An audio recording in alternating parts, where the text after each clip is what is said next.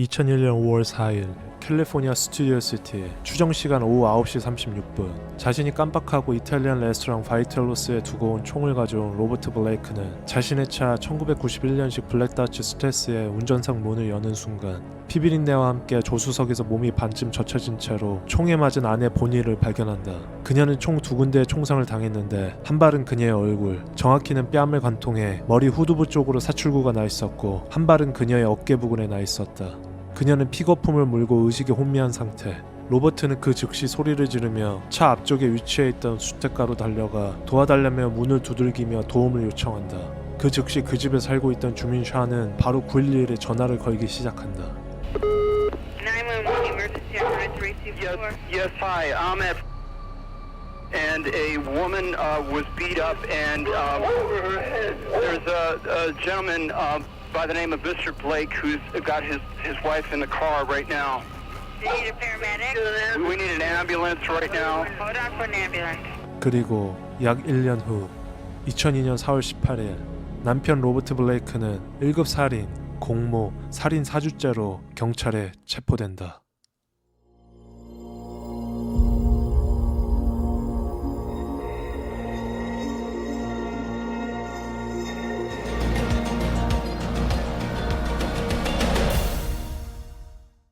이 사건은 한날 한시에 벌어진 끔찍한 살인으로부터 시작됩니다.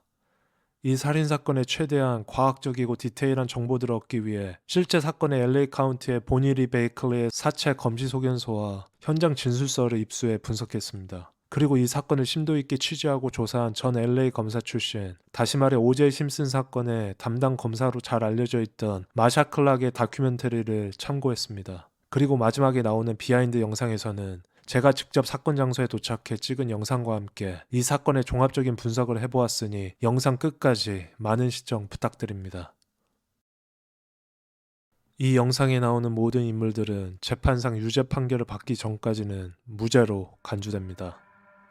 본명 미키 구바터 씨, 로버트 블레이크는 1933년 9월 18일 뉴저지에서 태어나고 그는 아역 배우를 시작하여 매우 성공적인 커리어를 쌓으며 승승장구하게 되는데 그의 나이 18세, 고등학교를 졸업한 후 그의 본명이 발음하기 어렵다는 이유로 로버트 블레이크라는 이름으로 개명하게 된다. 어릴 적 아역 배우를 하기 위해 캘리포니아로 이사오게 되고 아울갱이라는 아동 프로그램과 어리를 라스칼이라는 별명을 얻어가며 험프리 보가트와 스펜서 트레이시, 주디 갈란드와 같은 전설들과 함께 공연하며 유명한 배우가 되어간다. 그리고 1961년 그의 나이 28세에 동료 여배우 산드라 커와 결혼, 두 아이를 낳게 되고 1967년 그의 나이 36세 때 콜드 블러드라는 스릴러 영화에 나오면서 A급 배우로 성장하게 된다.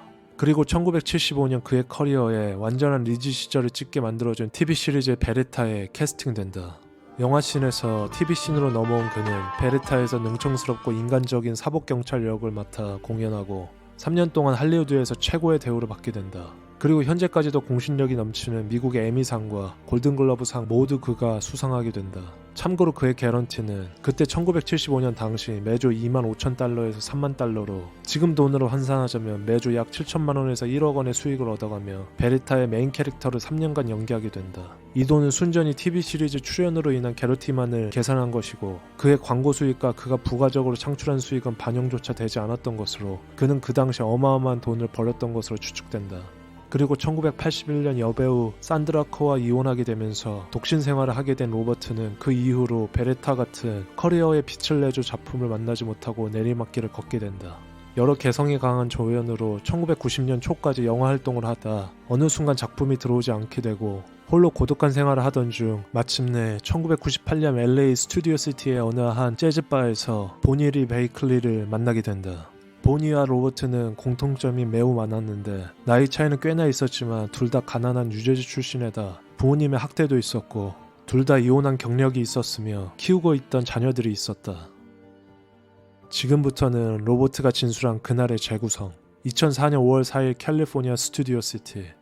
오후 8시 30분 보니 리 베이클리와 로버트 블레이크는 스튜디오 시티에 있는 바이텔로스 레스토랑에서 저녁을 먹는다.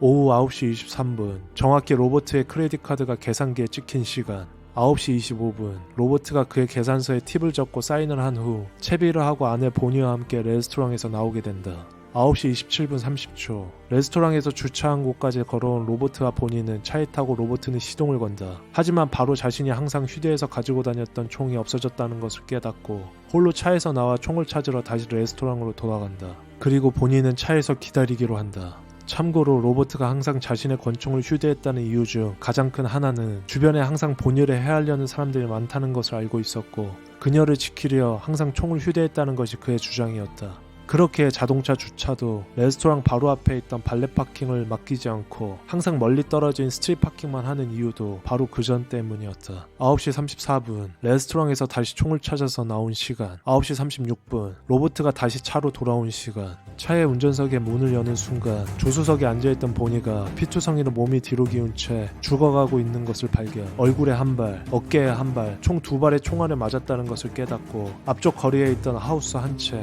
길 건너 하우스 한 채로 뛰어가서 문을 두드리며 도와달라고 소리친다. 9시 40분 그를 도와주려 앞쪽 하우스에서 거주하고 있던 주민 샤니 911에 전화를 걸게 된다. By the name of Mr. Blake, who's got his wife in the car right now. Do you need a paramedic? We need an ambulance right now. 딱 이때까지가 로버트가 진술하고 있는 레스토랑에서 신용카드 결제한 시간 9시 23분부터 주민 션이 911에 전화를 건 시간 9시 40분까지 총 17분간의 알리바이. 그래서 UPD가 직접 그 17분간의 알리바이가 설득력이 있는지 직접 사건 장소로 찾아가 실험을 해보았습니다.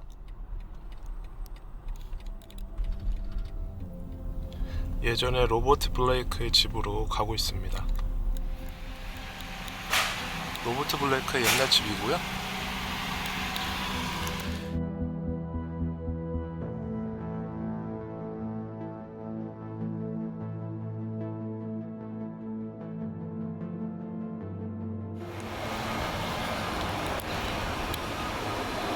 세 채 지금은 리모델링이 되어 있습니다.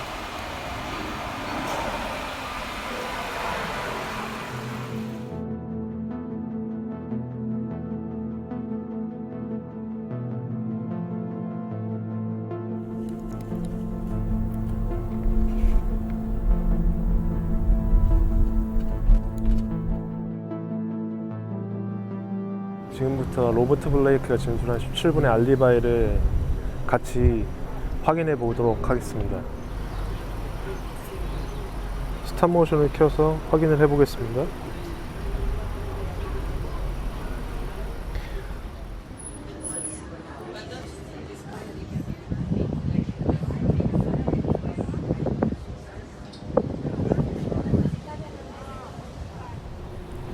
로버트와 아내 보니가 디너를 먹고 차로 돌아가는 길입니다. 이건 주차장이고요.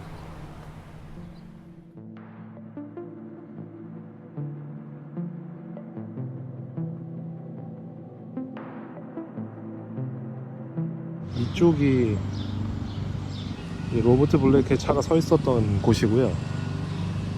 이 차 앞에는 이제 커다란 덤스터가 있었어요. 차에 타서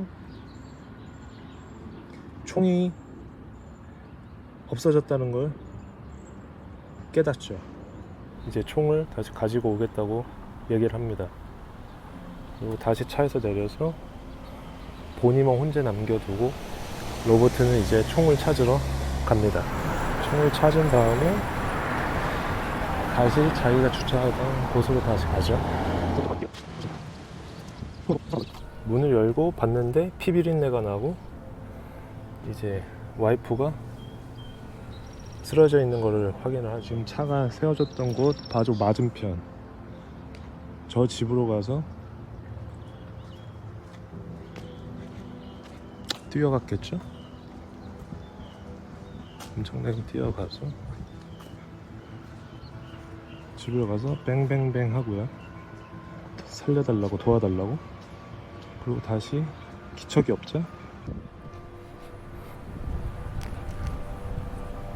이 집으로 가서 도움을 요청하고 주민이었던 션 스타닉이 나와서 이제 자초지종을 듣고 911로 직접 전화를 걸어줘요. 그럼 그 시간을 볼까요? 16분 22초 3초가 지나가고 있네요. 그 말 뜻은 17분 안으로 충분히 가능하다는 것이 입증이 된 것 같아요. 그러니까 로버트 블레이크의 진술이 신빙성이 있다고 생각이 들어집니다. 물론 1, 2분의 차이는 있을 수 있을 것 같아요. 그리고 9시 45분 구급차와 경찰이 도착해 그녀를 수습, 그에게 사건에 대한 진술을 받게 된다. 하지만 한 가지, 로버트를 조사했던 당시 사건 담당 형사에게 비친 남편 로버트의 반응은 다른 여타 와이프를 잃은 남편의 반응과는 사뭇 달랐다고 한다. He was very concerned about his wife, which is very normal. Right. Anybody would Of be. course. At this point, they were about to load her up in the ambulance. And I asked him, said, how is she doing? So I came back and he was asking about her condition. And I didn't want to tell him at this point that she was a goner, so I decided, said, hey, listen, just keep your hopes up. They're working on her. At this point, what struck me odd, I thought he became more concerned that she's still alive than the fact that she may be okay. 약 3시간 후 오전 12시에 경찰서로 간 로버트 블레이크는 자신의 양쪽 손에 혹시 묻어있을 총을 쏠 때 나오는 화약흔에 대한 테스트를 받게 된다. 그리고 그날 낮 12시 30분 사건 현장을 조사하던 경찰은 사건이 일어난 차 앞에 위치해 있었던 큰 상업용 쓰레기통 안에서 Old World War II German Officer's Handgun 9mm 월터 P389경 권총이 발견된다. 물론 추적을 피하기 위해 총의 시리얼 넘버는 지워져 있었고 총 안에는 발사되지 않은 한 발이 들어있었다. 그리고 같은 날 오후 5시 경찰은 영장을 받아 로버트 블레이크의 자택과 그의 보디가드이자 꾸준히 이를 도맡아 했던 일명 핸디맨 얼 콜드웰의 집을 압수수색. 그가 소유하고 있었던 올드 월드워 II 저먼 핸드건 9mm 구경 권총을 발견하고 그의 공구통에서 1년의 리스트가 적혀있는 메모를 발견한다. 경찰은 이것들이 아마 그가 로버트와 함께 본이 살해에 대한 공모 증거일 거라며 추후에 주장하게 된다. 그리고 약 1년 후 2002년 4월 18일 남편 로버트 블레이크는 스튜디오 시티 자신의 자택에서 1급 살인, 공모, 살인 사주죄로 경찰에 체포된다.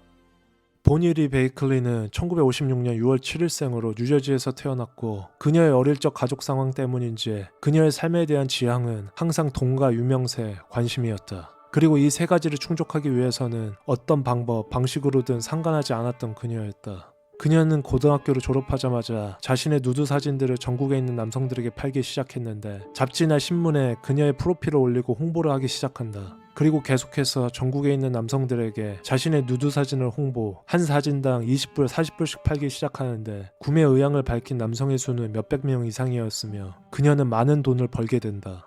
그리고 그중 돈이 많은 남성들에게 접근, 직접 만나주겠다며 접근해서 큰 돈을 갈취하기도 한다. 심지어 여러 번 결혼과 이혼을 반복, 어떤 때는 라스베가스에서 한 남성과 결혼한 후 그의 돈만 갈취해서 결혼한 다음날 호텔 1층에 있는 슬롯머신만을 몇 판 한 후 바로 자취를 감춘 적도 있다. 이런 수법이 가능한 이유는 그녀는 다른 전국에 있는 여성들의 신분을 훔쳐 도용한 후 여러 가명을 만들었기에 가능할 수 있었다. 결국 이런 수법들의 혼인빙자 사기와 신분 도용에 대한 혐의로 감옥에 수감돼 전과까지 기록된 전력이 있었다. 하지만 이런 그녀도 자신의 가족들만큼에게는 지극정성이었는데 매 새해나 명절, 크리스마스 때에나 한 번도 빠짐없이 그녀의 식구들에게 안부 인사 카드와 편지를 보내왔고 재정적, 물질적으로도 많은 가족들의 도움이 되게 된다. Bonnie was such a big part of everybody's life. She was always in touch, either letters, cards. She never forgot a holiday or birthday. Phone calls.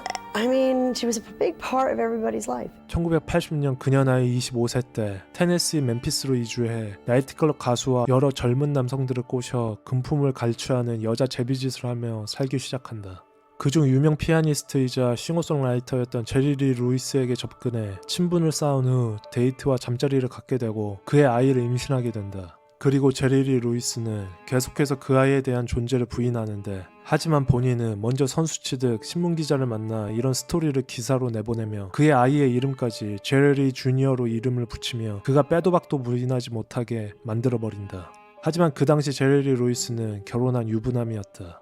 그리고 이런 사건 중 그녀가 여러 남성들에게 저지른 사기와 신분 도용으로 인해 체포되어 그와의 연락이 끊기고 보석금을 내고 집행유예로 풀려나 신분 세탁을 하기 위해 테네시에서 자신이 그렇게 꿈에 그리던 캘리포니아 LA 할리우드로 이사오게 된다. 그녀는 LA에서도 같은 부유한 남성들과의 만남을 위해 그리고 여러 미디어의 주인공이 되고 싶어 지금까지 모은 돈의 많은 부분을 LA 할리우드 한복판에 있는 선셋 블루버드 도로의 입간판에 자신의 이름을 건 광고를 대문짝하게 내기도 한다. 그리고 그녀는 평소 마음에 들어했던 셀럽 말론 브란도의 아들 크리스찬 블란도에게 접근하기 위해 그의 집으로 매주마다 자신의 사진과 함께 구애 편지를 보내게 되고 몇 달 후 마침내 크리스찬 브란도는 그녀에게 연락을 취하고 서로 데이트를 시작한다. 심지어 2살 연하였던 크리스찬 브란도는 보니의 끊임없는 유혹에 넘어가 몇 번의 잠자리까지 갖게 되는데 이 시점이 바로 로버트 블레이크와 그녀가 만나게 되는 같은 시점이 된다. 평소 스튜디오 시티에 위치해 있던 재즈바로 자주 데이트를 다녔던 크리스찬 브란도와 보니는 그곳에서 홀로 음악에 취해 있던 로버트 블레이크와 조우하게 된다.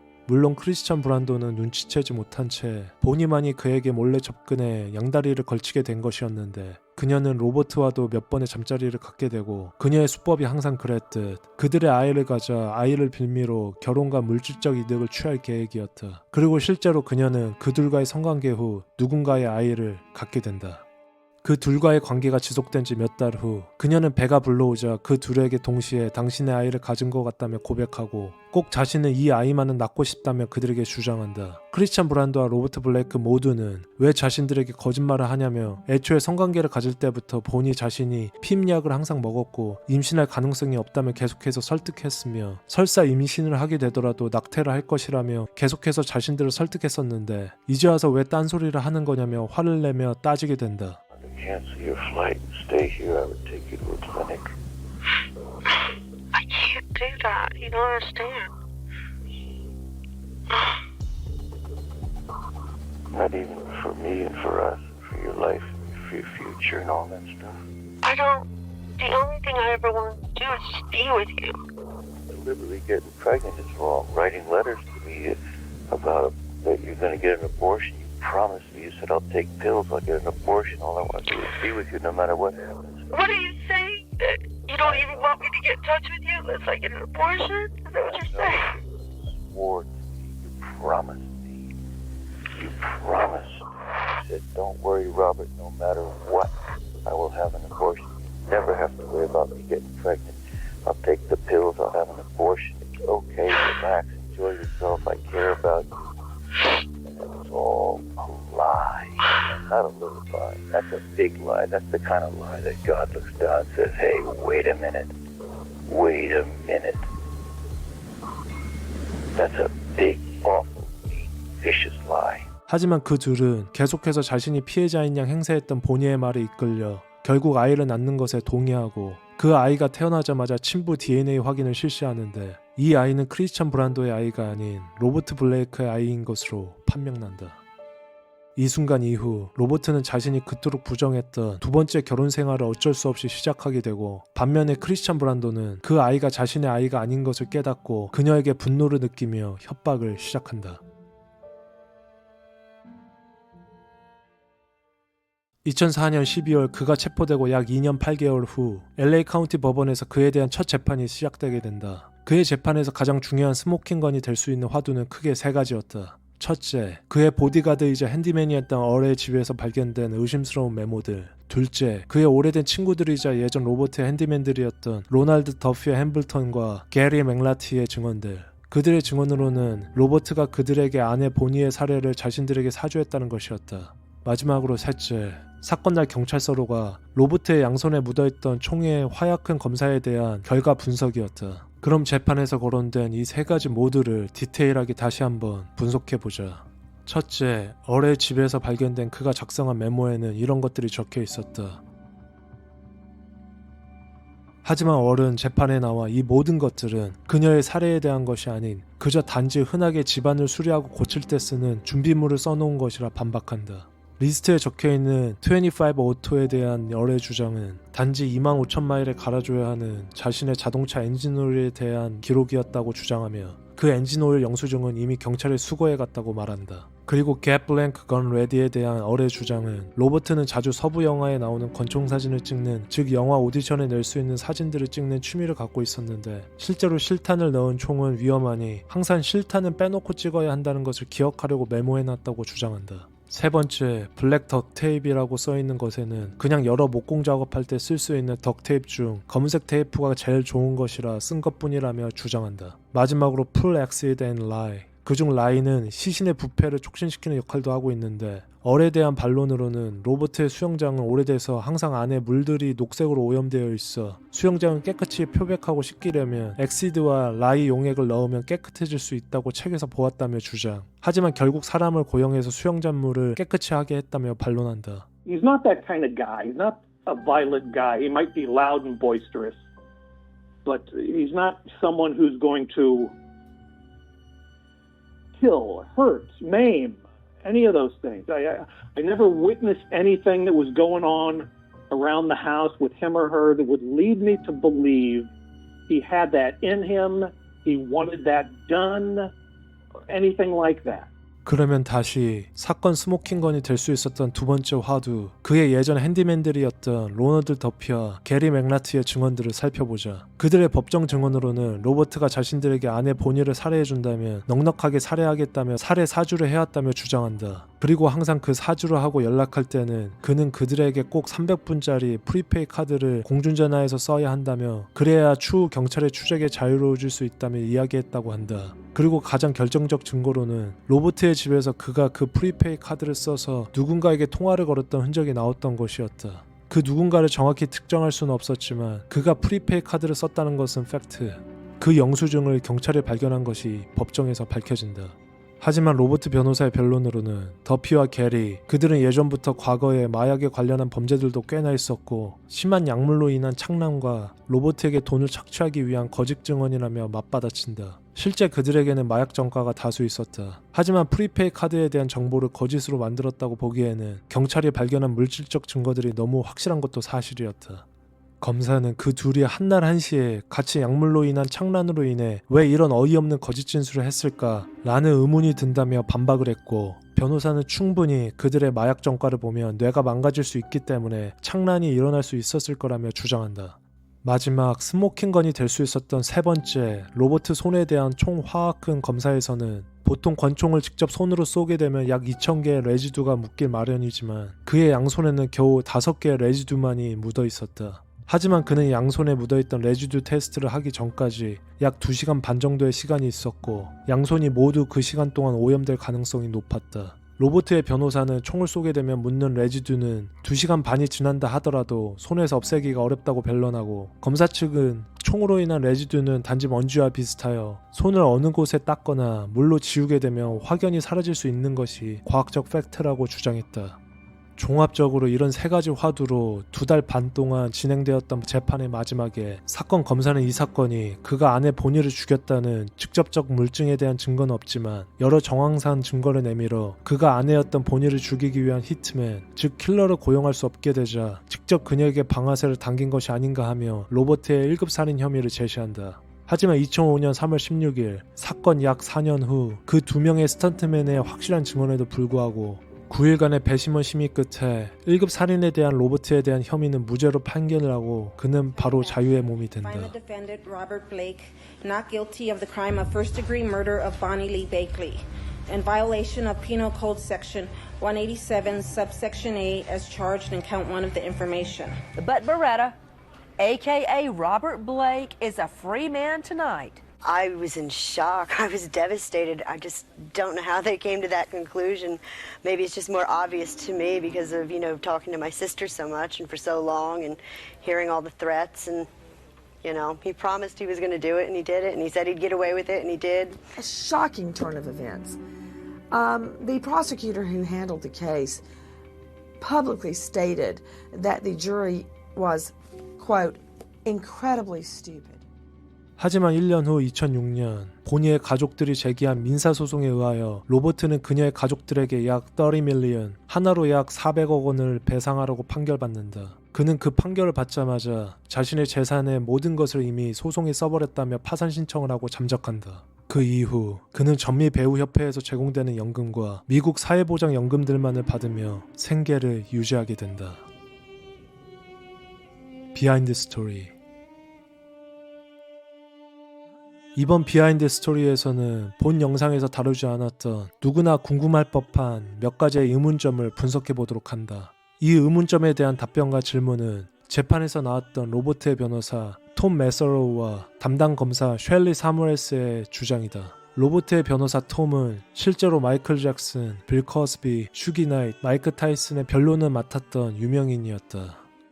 그럼 첫째, 만약 정말 누군가 히트맨을 고용해서 그녀를 살해했다면 그 킬러는 왜 직접적인 증거가 될 권총을 그 차 바로 앞에 있었던 쓰레기 컨테이너 박스에 버려놓고 갔을까? 라는 질문에는 로버트의 변호사는 이렇게 변론한다. 그럼 왜 블레이크가 자신의 집에 있던 총으로 살해하지 않고 굳이 다른 총을 이용해 살해했을까? 집안에 자신의 안전한 총으로 살해하면 되는데 굳이 다른 불법적인 총으로 살해하려 했을까? 라며 그를 변론한다. 하지만 반대측 검사는 당연히 합법적인 총보다는 1년 번호가 지어진 고스트건으로 살해해야 추적이 어렵기 때문이라며 주장한다. 그리고 어떤 킬러가 남편과 아내가 한 차에 같이 있다가 남편이 뭔가를 잃어버린 것을 미리 예측하고 그 근처에 잠복하고 있다. 남편이 언제 돌아올지도 모르는데 그 짧은 시간에 그녀에게 다가가 총으로 그녀를 살해하고 결정적인 증거인 총을 굳이 그 앞 쓰레기통에 버리고 도주한다는 것이 이해가 가지 않는다며 검사는 변호사의 변론이 잘못되었다며 주장한다. 그리고 본이와 유일하게 같이 있었던 한 사람, 남편 로버트가 만약 그런 짓을 저질렀다면 충분히 그 총을 쏜 후 바로 그 앞에 쓰레기통에 버리고 연기했을 가능성은 농후할 수 있다고 말한다. 하지만 다시 로버트의 변호사는 그렇다면 왜 그가 보니가 끝까지 사망할 때까지 기다리지 않고 굳이 그녀를 살리기 위해 911로 바로 신고하려 이웃들에게 도움을 요청했겠는가 라며 반문한다.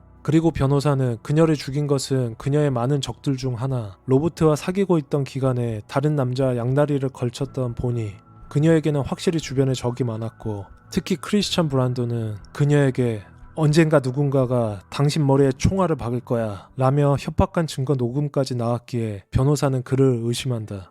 크리스찬 브란도는 말론 브란도의 아들로 그는 매우 중한 중범죄 전력이 있었는데 그의 여동생과 사귀던 남자친구를 총으로 쏴 살해하려 했던 전력과 심각한 마약 복용에 대한 전과도 있었다.